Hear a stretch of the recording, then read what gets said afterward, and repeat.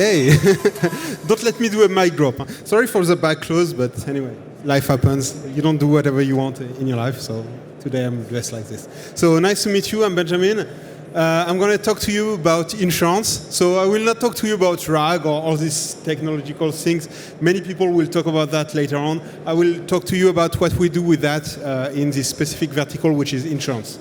So basically, I'm Benjamin. I was a loss adjuster for a few years. So this is a guy who comes when you have a damage at your house, and we're supposed to evaluate the cause and the cost of that, and if you're covered or not.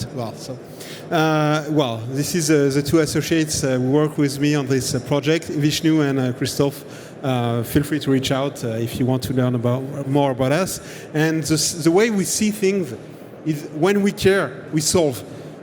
In France, we are moved by passion. If you don't love what you do, first, you don't do a startup. You don't do that, so much energy. And this is what we do. So all this care, we put that in all that we built. So just a small question. Maybe you answer if you feel like. But when you think about insurance, what's the first word that comes to your mouth? Just, come on, just hit me with something. Risk? Okay. Another one? Release? Okay. Thank you very much. So risk and release, thank you for being so kind with this sector. So basically, the way insurance is built from ages, it was the first traces of insurance is written in the Hammurabi Code. Okay, so it's an old thing, it's something which is very intrinsic to our society. And the way we define it in Jiccee is that it's a trust medium that permits and unleash the business to happen. You know what I mean? I mean, if you don't have an insurance, you don't go to the other side of the world to get some furs. You don't discover a new continent. You don't go and get some spices. It would be stupid. The risk is too large. Exactly what you said. Risk. Okay. So it's a whole thing. But if you think about it more big picture, insurance is like the mutualization of risk. You make a pool of money where everybody gathers the money, and when something happens to somebody in the society, this pool of money pays the unfortunate one. This is what it's all about. I advise you to go and check this very simple article in Investopedia, which is very well built on that. And basically, this is what it is. And insurance, if you think about trust, it's just a contract. And a contract is what? It trusts that a contract will be respected later on. So basically, this is the state of AI. The way we think about it, it's trust. And the way it works now, we start to see the discrepancy between what was the reason of being of this institution and how it's working now. So if you just look at the cost of operation of insurance, it's consuming 40% of the premium that it collects. Okay, so this pool, you put 100, suddenly 40 disappears. Okay, start from that. So in the end, if you don't have so much money to give back to the society, you need to be careful about what to pay and to who.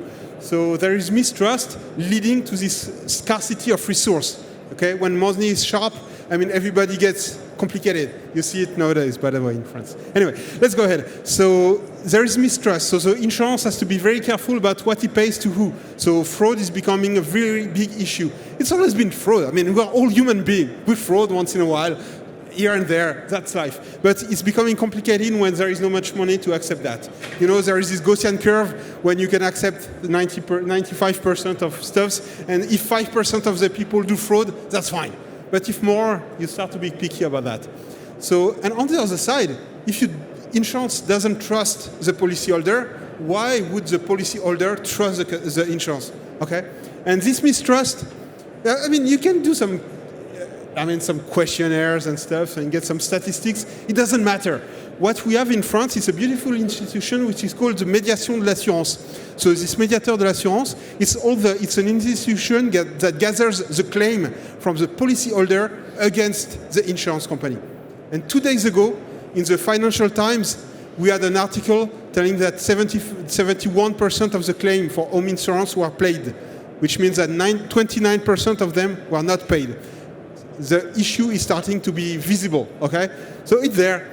So if you want to check out this article, it's very interesting because you see the increase. And the increase of recourses against the insurance companies rose by 42% between 2022 and 2023. Okay, and again 20% more last year, so it's keep going up. So how we solve it, because I'm trying to sell my company here. We are in the boost to F20, by the way. So how we solve that, the way we see the thing, is that we help contract to be sold better. If you sell your contract better, you're not discussing about the price of the contract. Because if in 2010 you reduce the price of your contract by 10%, but 10 years after that, you realize that the way you negotiated, you had more exclusions. So what happens is that you get not paid. You don't get paid. Okay, you saved 10% for something that has no value when you have to realize your contract. So we also help insurance company pre-qualify the claims and cut operational costs. That's what we do. So basically, lovely. Basically, this functioning is very simple for the user. All the complexity is dealt by us. So you just drag and drop all you have, and the solution will create a good, nice questionnaire so that the insurance can ask good question to the people to build this trust. And on the other side, also the policyholder can understand what's going on. So just drag and drop whatever you have about your claim, and you have a nice understanding of the situation. The idea, if you think about it very clearly, is just to reduce the asymmetry. The asymmetry that you have between the insurance policy, the insurance, and the policy holder. So between you and your insurance company. So reduce because the insurance knows what's going on, and you reduce also the asymmetry because you understand what's going on. You understand the root cause of your rejection or not. You understand your contract, and you know how to defend yourself. So basically, this is what we've built, a way to reduce the asymmetry. So time is flying. So poor preparation. Sorry about that. So basically, we have some real case study about our customers. So if you look at insurance broker, they manage to increase their revenue, not by selling more or just by selling better risk, and to create this relationship with the customers. I mean, if you talk to a chatbot that tells you, buy this contract, it's fine, or you talk to a real person who is well prepared and ask for the good question and understand what you do, you create this relation with the people, and this is what we've built with AXC. Also, we help some big loss adjusting company to pre-qualify the risk very soon, because there is another factor which is very important when you get a claim, when you get a damage in your house, is how fast you get refunded. Okay, so we help on this vertical also. So it was very fast. Sorry about that. I try to leave one minute for questions, but thanks for your attention, and hit me with whatever question you have.